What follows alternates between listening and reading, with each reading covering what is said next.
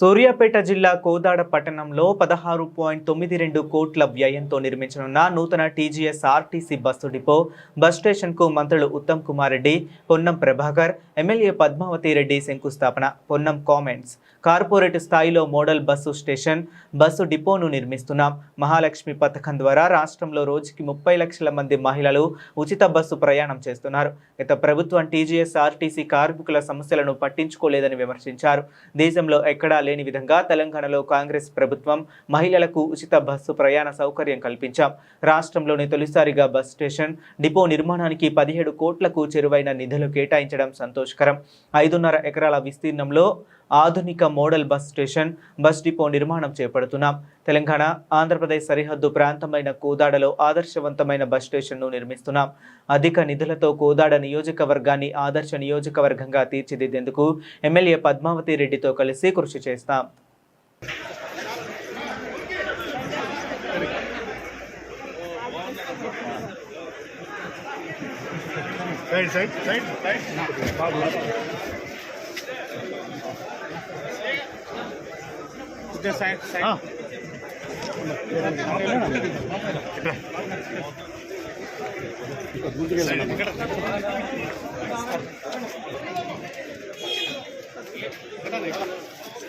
Sir, welcome, sir.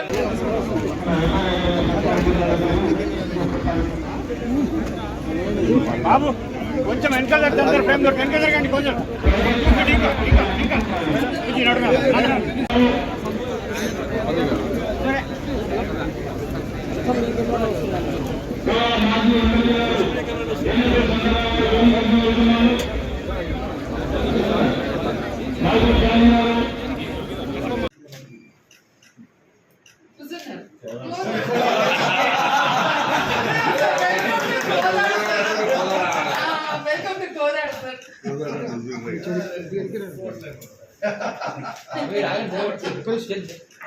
కొంచెం bouquet కింద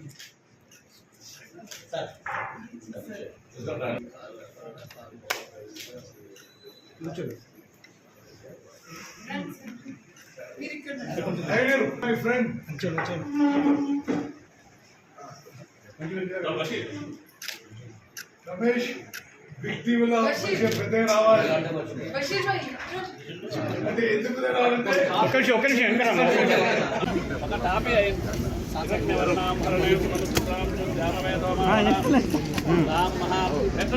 బాబు జరుగు నువ్వు జరుగు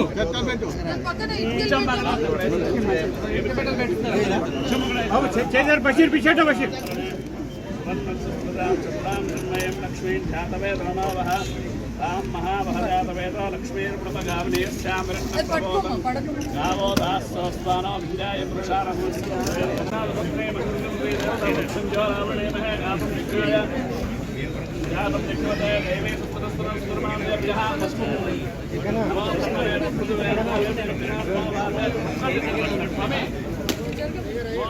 అయ్యారు జరగండి.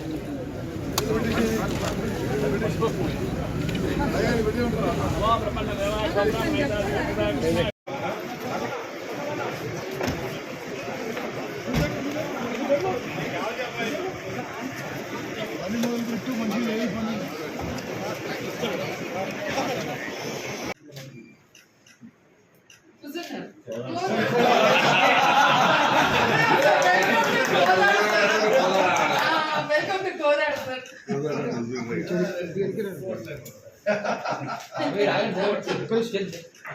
కొంచెం బొకే కింద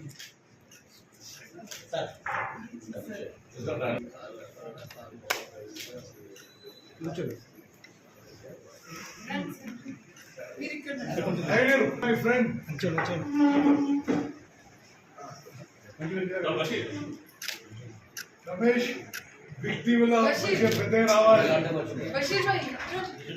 అంటే ఎందుకు రావాలంటే ఒక్క నిమిషం వెనకాల మున్సిపల్ వైస్ చైర్మన్ అది market committee vice chairman sir ఒక్కొక్కటి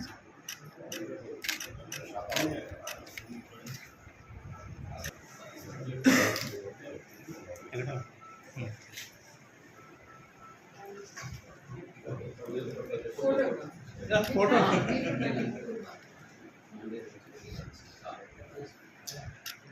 Sir,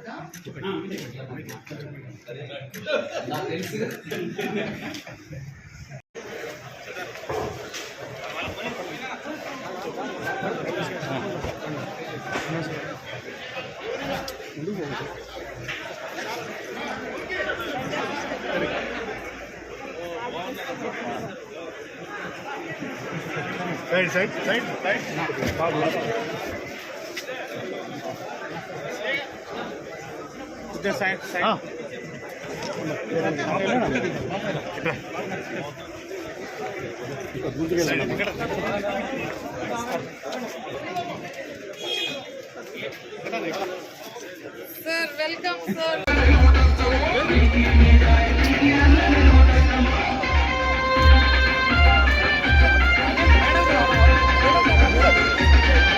వచ్చింది కాబట్టి కొన్ని వేరే విషయాలు మాట్లాడుతున్నాను. రాష్ట్రంలో కాంగ్రెస్ పార్టీ కాంగ్రెస్ ప్రభుత్వం ముద్ర పడ్డారంటే ఈ మహిళలకి ఆర్టీసీ ఉచిత ప్రయాణం చెప్పి మనం చేస్తున్నాం. ఎక్కడి నుంచి ఎక్కడ పోవాలన్నా నా అక్కలు చెల్లెలు మీరు ఎవరిని అడగవసరం లెక్కలు. ఇప్పుడు నాగిరెడ్డి గారు పునఃప్రభ గారు చెప్పారు, కోట్లాది మహిళలు ప్రతిరోజు ఉచితంగా ఈ ఆర్టీసీ బస్సు ప్రయాణం ఉపయోగించుకోవడం ఎంతో సంతోషకరం అని చెప్పి నేను మనకి చేస్తున్నాను. మిత్రులారా, నేను ప్రారంభించిన సందర్భంగా కొన్ని వేరే విషయాలు కూడా నేను మీకు అందరికి మనవి చేస్తాను. నేను చాలా సంతోషం, సంతృప్తి. మరి కేంద్ర ప్రభుత్వం నుంచి కోలార్ పట్టణానికి జవహర్ నవోదయ విద్యాలయం మంజూరు చేయించి పనులు ప్రారంభం చేసినాం. మొన్న గవర్నర్ గారి ద్వారా మరి పనులు ప్రారంభం చేయించిన విషయం మీకు తెలుసు. అదేవిధంగా కోలార్ పట్టణంలో మరి నిరుపేదలందరికీ ఉచితంగా ఉచితంగా వైద్యం ఉండాలని 26 కోట్ల రూపాయలతో 100 పడకల హాస్పిటల్, సిటీ స్కాన్ మిషన్ తో సహా మంజూరు చేయించి నిర్మాణంలో ఉన్న విషయం కూడా మీ అందరికీ తెలుసు. అదేవిధంగా కోదాడు మొత్తం కాన్స్టిట్యున్సీ నాగార్జున సాగర్ ఆయకట్టు కింద ఉంది. నాగార్జున సాగర్ ప్రాజెక్టు కట్టినప్పటి నుండి ఈ కాన్స్టిట్యున్సీ మొత్తం కూడా ఎన్ఎస్పి ఆయకట్టు కింద ఉంది. నాగార్జున సాగర్ మెయిన్ కాలువ కానీ మేజర్లు కానీ లైనింగ్ పనులు మళ్ళీ నేను ఇరిగేషన్ మంత్రి వెనక చేపట్టడం జరిగింది. అదేవిధంగా పాత లిఫ్ట్ ఇరిగేషన్ స్కీమ్స్ అన్ని కూడా ఉదాహరణకి R9 పునరుద్ధరణ చేపట్టాం, కొత్త పనులు మొదలు పెట్టాం. రెడ్లకుంటకి లిఫ్ట్ ఇరిగేషన్ స్కీము, శాంతినగర్కి లిఫ్ట్ ఇరిగేషన్ స్కీము మరి గత ప్రభుత్వంలో పడవబడి పూర్తిగా నిరుపయోగంగా ఉండిపోయాయి. కొన్ని వేల ఎకరాలకి కొత్త ఆయకట్టుకి నీళ్లు తీసుకొస్తున్నాం. అదేవిధంగా సాగునీరు విషయంలో, త్రాగునీరు విషయంలో, రహదారుల విషయంలో, విద్య విషయంలో మన చిలుకూరు గొట్టల్లో 200 కోట్లతో తెలంగాణ మరి అన్ని కాన్స్టిట్యున్సీస్ లో మన ప్రభుత్వం కడుతున్నట్టుగా చిలుకూరు గుట్టల్లో 200 కోట్లతో young India integrated residential school కడుతున్నాం. వచ్చింది కాబట్టి కొన్ని వేరే విషయాలు మాట్లాడుతున్నాను. రాష్ట్రంలో కాంగ్రెస్ పార్టీ కాంగ్రెస్ ప్రభుత్వం ముద్ర పడ్డారంటే ఈ మహిళలకి ఆర్టీసీ ఉచిత ప్రయాణం చెప్పి మనం చేస్తున్నాం. ఎక్కడి నుంచి ఎక్కడ పోవాలన్నా నా అక్కలు చెల్లెలు మీరు ఎవరిని అడగవసరం లెక్కలు. ఇప్పుడు నాగిరెడ్డి గారు పునఃప్రభ గారు చెప్పారు, కోట్లాది మహిళలు ప్రతిరోజు ఉచితంగా ఈ ఆర్టీసీ బస్సు ప్రయాణం ఉపయోగించుకోవడం ఎంతో సంతోషకరం అని చెప్పి నేను మనకి చేస్తున్నాను. మిత్రులారా, నేను ప్రారంభించిన సందర్భంగా కొన్ని వేరే విషయాలు కూడా నేను మీకు అందరికి మనవి చేస్తాను. నేను చాలా సంతోషం, సంతృప్తి. మరి కేంద్ర ప్రభుత్వం నుంచి కోలాడ పట్టణానికి జవహర్ నవోదయ విద్యాలయం మంజూరు చేయించి పనులు ప్రారంభం చేసినాం. మొన్న గవర్నర్ గారి ద్వారా మరి పనులు ప్రారంభం చేయించిన విషయం మీకు తెలుసు. అదేవిధంగా కోలాడ పట్టణంలో మరి నిరుపేదలందరికీ ఉచితంగా ఉచితంగా వైద్యం ఉండాలని 26 కోట్ల రూపాయలతో 100 పడకల హాస్పిటల్, సిటీ స్కాన్ మిషన్ తో సహా మంజూరు చేయించి నిర్మాణంలో ఉన్న విషయం కూడా మీ అందరికీ తెలుసు. అదేవిధంగా కోదాడు మొత్తం కాన్స్టిట్యున్సీ నాగార్జున సాగర్ ఆయకట్టు కింద ఉంది. నాగార్జున సాగర్ ప్రాజెక్టు కట్టినప్పటి నుండి ఈ కాన్స్టిట్యున్సీ మొత్తం కూడా ఎన్ఎస్పి ఆయకట్టు కింద ఉంది. నాగార్జున సాగర్ మెయిన్ కాలువ కానీ మేజర్లు కానీ లైనింగ్ పనులు మళ్ళీ నేను ఇరిగేషన్ మంత్రి వెనక చేపట్టడం జరిగింది. అదేవిధంగా పాత లిఫ్ట్ ఇరిగేషన్ స్కీమ్స్ అన్ని కూడా ఉదాహరణకి R9 పునరుద్ధరణ చేపట్టాం, కొత్త పనులు మొదలు పెట్టాం. రెడ్లకుంటకి లిఫ్ట్ ఇరిగేషన్ స్కీము, శాంతినగర్కి లిఫ్ట్ ఇరిగేషన్ స్కీము మరి గత ప్రభుత్వంలో పడావబడి పూర్తిగా నిరుపయోగంగా ఉండిపోయాయి. కొన్ని వేల ఎకరాలకి కొత్త ఆయకట్టుకి నీళ్లు తీసుకొస్తున్నారు. అదేవిధంగా సాగునీరు విషయంలో, త్రాగునీరు విషయంలో, రహదారుల విషయంలో, విద్య విషయంలో మరి చిలుకూరు గొట్టల్లో 200 కోట్లతో తెలంగాణ మరి అన్ని కాన్స్టిట్యున్సీస్ లో మన ప్రభుత్వం కడుతున్నట్టుగా చిలుకూరు గుట్టల్లో 200 కోట్లతో young India integrated residential school కడుతున్నాం. పొడి చేసి 94 ఇక్కడి నుంచి. ఇప్పుడు చాలా మంది ఇప్పుడు పిల్లలు వెళ్ళు, చాలా మంది ఓటు కూడా లేదు. మరి ఆ రోజు నుంచి ఈ రోజు వరకు మీరు మీ గుండెల్లో ఒక ప్రత్యేక స్థానం ఇచ్చినందుకు మరి నేను దేశంలో, రాష్ట్రంలో, ప్రపంచంలో ఎక్కడ ప్రయాణం చేస్తున్నా ఎవరో ఒక ఊరికొచ్చి సరే నాది కోలాడు సార్ అంటారు. మరి అటువంటి ఆత్మీయ సంబంధం ఉన్న మీతో మరి నేను మొదటిసారి ఎమ్మెల్యే ఇక్కడ నుంచి పోటీ చేసి ఓడిపోయినా, చంద్రబాబు గారి మీద ఓడిపోయినా. మరి మరి నేను ఓడిపోయినప్పుడు కానీ ఆ తర్వాత ఇక్కడి నుంచి హుజూర్ నగర్ నుంచి 6 సార్లు ఎమ్మెల్యే గెలిచినప్పుడు కానీ, ఒకసారి ఎంపీ గెలిచినప్పుడు కానీ, మరి మీరు మేడం 2 సార్లు ఎమ్మెల్యే గెలిచినప్పుడు కానీ, గెలిపించినప్పుడు కానీ, కంబైన్డ్ ఆంధ్రప్రదేశ్ లో, ఉమ్మడి ఆంధ్రప్రదేశ్ లో మంత్రిగా ఉన్నప్పుడు కానీ, రాష్ట్ర కాంగ్రెస్ పార్టీ అధ్యక్షుడు ఉన్నప్పుడు కానీ, ఎంపీ ఉన్నప్పుడు కానీ, ఏమీ లేనప్పుడు కానీ, ఏ పదవి లేనప్పుడు కూడా కోదాడు అక్కలు, చెల్లెళ్ళు, అన్నలు, తమ్ముళ్ళు మీతో అదే ఆత్మీయత, అదే సంబంధం, అదే ప్రేమ ఉండడం అది నా అదృష్టంగా భావిస్తున్నాను. యుద్ధం లేదా అడుగుతాను. అందుకే మరొకసారి సందర్భంగా కోదాడ బస్ స్టేషన్ ఈ ప్రాంతానికి అంతా కూడా ఒక రోడ్డు మోడల్ గా 17 కోట్ల రూపాయలు రాష్ట్రంలో ఇప్పుడు ఇచ్చినటువంటి మొత్తం నిధులల్లా హైయెస్ట్ నిధులు మా అక్కగారికి ఇచ్చినాం. తప్పకుండా 17 కోట్ల రూపాయలతోటి కోదాడ బస్ స్టాండ్ అద్భుతంగా స్వీయ పర్యవేక్షణ చేసి నిర్మాణం చేపట్టి తొందరలో మళ్ళీ దీన్ని ప్రారంభోత్సవం చేసుకోవాలి అనే ఆకాంక్ష వ్యక్తం చేస్తూ మరొకసారి, ఎందుకంటే ఉత్తమ్ కుమార్ రెడ్డి గారు పిసిసి ప్రెసిడెంట్ గా ఉన్నాను, నేను వర్కింగ్ ప్రెసిడెంట్, నేను ఎన్ఎస్సీ అధ్యక్షుడిగా, పార్లమెంట్ మెంబర్గా, మార్కెట్ గా పనిచేసినటువంటి అనుభవం అంతా కూడా ఈరోజు ఒక పరిణ వర్గాల శాఖలో కూడా విద్యార్థుల విద్య, వాళ్ళ అవసరాలకు సంబంధించి పరిష్కారం చేస్తా ఉన్నాం. అదేవిధంగా రవాణా శాఖలో అటు ట్రాన్స్పోర్ట్కు సంబంధించి పొల్యూషన్ కంట్రోల్ చేయడానికి ఈవీ పాలసీ కావచ్చు, ఇతరత్ర అనేక రిఫార్మ్స్, రిజిస్ట్రేషన్ షోరూంలోనే తేవడం కావచ్చు, అనేక కార్యక్రమాలు చేస్తూ ఉన్నాం. ఈ సందర్భంలో ఒక సీనియర్ మంత్రిగా ఇప్పుడు మొత్తం మంత్రివర్గం అంతా కూడా, ఎందుకంటే కొంత మంచిది కాదు అనే ఆలోచనతో వేధింపు ఉండదని ఈ రాష్ట్రంలో చెక్ పోస్టులను కూడా రవాణా శాఖ చెక్ పోస్టులను చేసినాం. దాని ఉద్దేశం పారదర్శకంగా అన్ని కూడా ఆన్లైన్లో సేవలు అందాలనేటువంటి ఆలోచనలు చేస్తా ఉన్నాం.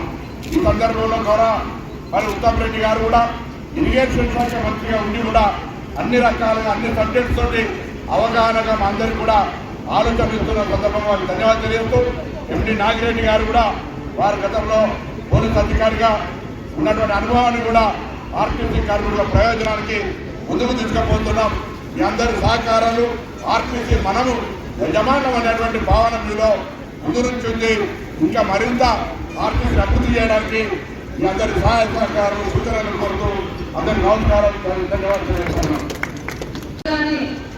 ఒక కొత్త బస్ డిపో నిర్మాణం చేయించుకోవడానికి కోరగానే మనకు దాదాపు 17 కోట్లు పెట్టి మన పొన్నం ప్రభాకర్ అన్న మనకు శాంక్షన్ చేయించినందుకు మొత్తము కోదాడ నియోజకవర్గం నుంచి వారి తరఫు నుంచి నేను మీకు ప్రత్యేక ధన్యవాదాలు తెలియజేస్తున్నాను సార్. మీరు నాకు ఇచ్చిన బాధ్యత, నా చదువు ఉపయోగించి మరి ఇందులో ఒక మంచి బస్ స్టాండ్ అన్ని వ్యవస్థలు అన్ని సౌకర్యాలు ఉండేటట్టు అన్ని ఏజ్ గ్రూప్స్కి కూడా sir, mothers, feeding mothers, students, పెద్దలు, ఫిజికల్లీ హ్యాండిక్యాప్, యువకులు చాలా మట్టి ఇక్కడ నుంచి పోయి హైదరాబాద్లో పనిచేస్తున్నారు, మెడ్రాస్లో పనిచేస్తారు. వాళ్ళకి ఎయిర్పోర్ట్లో ఉన్నటువంటి ఫెసిలిటీస్ కూడా ఇందులో పొందుపరిచి మేము డిజైన్ చేయడం ప్రయత్నం చేస్తున్నాం సార్. అది కాక ఇప్పుడు 14 బేస్ ఉన్నాయి బస్కి. వచ్చే బస్ స్టాప్ లో దాదాపు 16 మెయిన్ బేస్, 4 ఛార్జింగ్ బేస్ కోసం కూడా పెట్టినాం సార్. అండ్ ఈ మొత్తం ప్రాంగణం అక్కడ నుంచి తీసి ఇక్కడికి ఇక్కడ మనం కూర్చున్న చోట అయితే సార్ ముందుగా మళ్ళీ మన ఆర్టీసీకి కొంత ఆదాయం పెరగాలని 2 పెద్ద కమర్షియల్ బ్లాక్స్ రానికి కూడా జాగా వదిలాము. అక్కడ నుంచి సెంట్రల్ వాక్వేలో ఇక్కడ యాక్చువల్ బస్ స్టాప్ వస్తుంది సార్. సో మీరు కూడా ఇది అయిపోయినాక మీరు కూడా సంతోషంగా ఉంటారు. ఈ బస్ స్టాప్ ఉపయోగం చేసే వాళ్ళందరూ కూడా హ్యాపీగా సంతోషంగా ఉంటారని నేను కోరుకుంటూ మరొకసారి మా కోదాడ నియోజకవర్గ ప్రజల తరఫున మీకు ప్రత్యేక ధన్యవాదాలు సార్. చేయగానే ఒక కొత్త బస్ డిపో నిర్మాణం చేయించుకోవడానికి కోరగానే మనకు దాదాపు 17 కోట్లు పెట్టి మన పొన్నం ప్రభాకర్ అన్న మనకు శాంక్షన్ చేయించినందుకు మొత్తము కోదాడ నియోజకవర్గం నుంచి వారి తరఫు నుంచి నేను మీకు ప్రత్యేక ధన్యవాదాలు తెలియజేస్తున్నాను సార్. మీరు నాకు ఇచ్చిన బాధ్యత, నా చదువు ఉపయోగించి మరి ఇందులో ఒక మంచి బస్ స్టాండ్ అన్ని వ్యవస్థలు అన్ని సౌకర్యాలు ఉండేటట్టు అన్ని ఏజ్ గ్రూప్స్కి కూడా sir, mothers, feeding mothers, students, పెద్దలు, ఫిజికల్లీ హ్యాండిక్యాప్, యువకులు చాలా మట్టి ఇక్కడ నుంచి పోయి హైదరాబాద్లో పనిచేస్తున్నారు, మెడ్రాస్లో పనిచేస్తారు. వాళ్ళకి ఎయిర్పోర్ట్లో ఉన్నటువంటి ఫెసిలిటీస్ కూడా ఇందులో పొందుపరిచి మేము డిజైన్ చేయడం ప్రయత్నం చేస్తున్నాం సార్. అది కాక ఇప్పుడు 14 బేస్ ఉన్నాయి బస్కి. వచ్చే బస్ స్టాప్ లో దాదాపు 16 మెయిన్ బేస్, 4 ఛార్జింగ్ బేస్ కోసం కూడా పెట్టినాం సార్. అండ్ ఈ మొత్తం ప్రాంగణం అక్కడ నుంచి తీసి ఇక్కడికి ఇక్కడ మనం కూర్చున్న చోట అయితే సార్ ముందుగా మళ్ళీ మన ఆర్టీసీకి కొంత ఆదాయం పెరగాలని 2 పెద్ద కమర్షియల్ బ్లాక్స్ రానికి కూడా జాగా వదిలాము. అక్కడ నుంచి సెంట్రల్ వాక్వేలో ఇక్కడ యాక్చువల్ బస్ స్టాప్ వస్తుంది సార్. సో మీరు కూడా ఇది అయిపోయినాక మీరు కూడా సంతోషంగా ఉంటారు. ఈ బస్ స్టాప్ ఉపయోగం